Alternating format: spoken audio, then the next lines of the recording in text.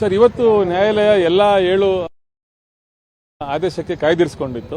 ಎಲ್ಲ ಜಾಮೀನು ಅರ್ಜಿಗಳು ಮಂಜೂರು ಆಗಿರುವಂತದ್ದು, ಎಲ್ಲ 7 ಅರ್ಜಿದಾರರಿಗೆ ಜಾಮೀನು ಮಂಜೂರು ಆಗಿರುವಂತದ್ದು ಆಗಿದೆ ಸರ್. ಸರ್, ಯಾವ ಗ್ರೌಂಡ್ಸ್ ಮೇಲೆ ಇವತ್ತು? ಸರ್, ಪ್ರಮುಖವಾಗಿ ನೋಡಿ, ಇಲ್ಲಿ ಪ್ರಮುಖ ಸಾಕ್ಷಿಗಳು ಅಂದ್ರೆ ಸ್ಟಾರ್ ವಿಟ್ನೆಸ್ ಅಂತ ನಾವೇನ್ ಕರಿತೀವಿ, ಅದು ಕಿರಣ್ ಮತ್ತೆ ಪುನೀತ್ ಅವರು ಪ್ರತ್ಯಕ್ಷ ಸಾಕ್ಷಿಗಳು, ಕಣ್ಣಾರೆ ಕಂಡ ಸಾಕ್ಷಿಗಳು ಅಂತ ಅಭಿಯೋಜನೆ ಬಿಂಬಿಸಿತ್ತು.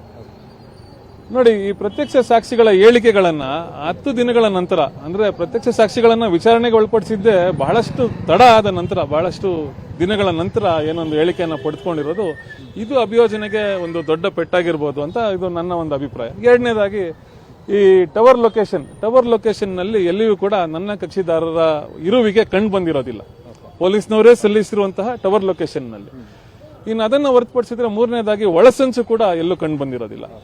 ಈತನನ್ನ ಮುಗಿಸ್ಬೇಕು ಅಂತ ಅವ್ರು ಅಪಹರಣ ಮಾಡಿದಾರಾ ಅಥವಾ ಯಾರೋ ಹೇಳಿ ಕರ್ಕೊಂಡ್ ಬಂದಿದಾರಾ, ಈ ರೀತಿ ಯಾವುದೇ ಒಂದು ಸ್ಪಷ್ಟತೆ ಅಭಿಯೋಜನೆಯ ಒಂದು ಪ್ರಕರಣದಲ್ಲಿ ಇರೋದಿಲ್ಲ.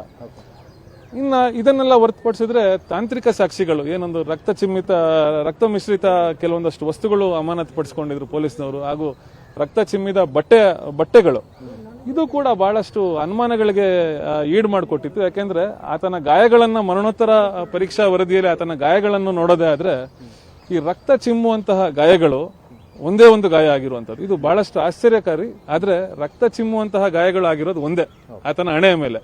ಇನ್ನು ಉಳಿದ ಗಾಯಗಳು ಕೂಡ ಬಹಳಷ್ಟು ತೀವ್ರವಾದ ಗಾಯಗಳು, ಆದ್ರೆ ಅವು ರಕ್ತ ಚಿಮ್ಮುವಂತಹ ಅಥವಾ ರಕ್ತಸ್ರಾವವಾಗುವಂತಹ ಗಾಯಗಳು ಆಗಿರೋದಿಲ್ಲ.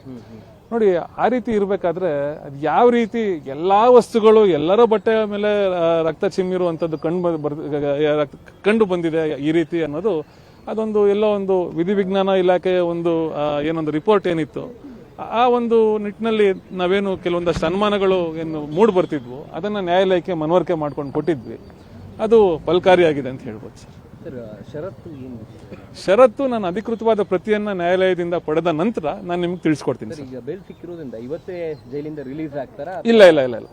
ನೋಡಿ, ಇವತ್ತು ನಮಗೆ ಅಧಿಕೃತ ಪ್ರತಿ ಸಿಕ್ಕಿದ ನಂತರ ನಾಳೆ ನಾವು ಮಾನ್ಯ ಸತ್ರ ನ್ಯಾಯಾಲಯದಲ್ಲಿ ಶ್ಯೂರಿಟಿಯನ್ನ ನೀಡಿದ್ದೇ ಆದಲ್ಲಿ ಅಲ್ಲಿನಿಂದ ಒಂದು ಬಿಡುಗಡೆ ಆದೇಶ ಮಾನ್ಯ ಸತ್ರ ನ್ಯಾಯಾಲಯದಿಂದ ಹೋಗುವಂಥದ್ದು.